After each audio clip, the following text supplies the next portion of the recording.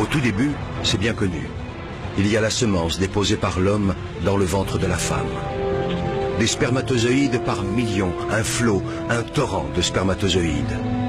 Tous vont mourir, tous, sauf un. Pour eux, les messagers de la vie, c'est le début d'une véritable course au trésor, d'un sprint éperdu de plusieurs heures vers un rendez-vous galant, avec au bout, peut-être, la récompense du haut vainqueur et une fabuleuse promesse de vie. La rencontre avec un ovule. Agitant leur flagelle, les spermatozoïdes progressent des heures durant, millimètre par millimètre, obstacle après obstacle. Le vagin et son acidité meurtrière, le passage encombré du col de l'utérus, l'utérus lui-même. Un véritable parcours du combattant. Les plus fragiles, les mal formés et les traînards capitulent. D'autres restent piégés ou s'égarent en chemin. Là se présentent deux tunnels différents, deux voies possibles. Seulement voilà, une seule de ces voies mène vers ovule. Dans cette course effrénée à la vie, il n'y a pas que l'énergie qui compte. Le hasard et la chance ont eux aussi leur mot à dire. De puissants courants freinent leur navigation. Des vagues font onduler un tapis de cils qui contrarie leur progression. Imaginez, les concurrents encore en lice ont déjà presque parcouru l'équivalent, pour eux, de la distance qui sépare la Terre de la Lune. Et pourtant, l'irrépressible force de la vie les pousse sans cesse vers l'avant. Enfin, au bout du long tunnel obscur, tel un astre mystérieux, l'ovule. Il suffit qu'un seul spermatozoïde, un seul, atteigne l'ovule, y pénètre et fusionne avec lui pour que naisse un espoir de vie. Chacun de ces millions de spermatozoïdes porte en lui son secret.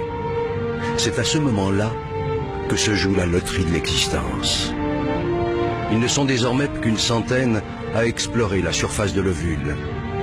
Quelques-uns seulement parviennent à se faufiler jusqu'à la capsule, formidable armure protectrice. Dernière agitation, ultime frénésie, soudain l'un d'entre eux finit par trouver la voie.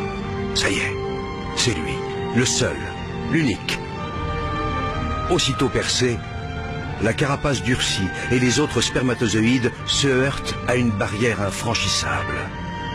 Pour eux, le voyage est terminé. Si près du but.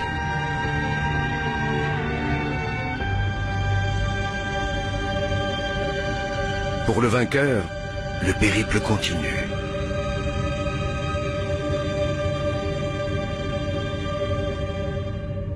Il perd son flagelle, devenu inutile, et libère son trésor. Le patrimoine génétique de Manu s'unit à celui de Barbara. De cette union va naître une cellule unique au monde.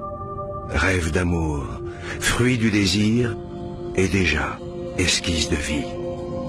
Un œuf. Dès cette seconde, tout est déjà écrit, ou presque. Et puis le processus s'accélère. Une nouvelle vie s'organise. Une nouvelle aventure commence. L'œuf, instantanément, se divise en 2, puis 4, 8, 16, 32 cellules identiques.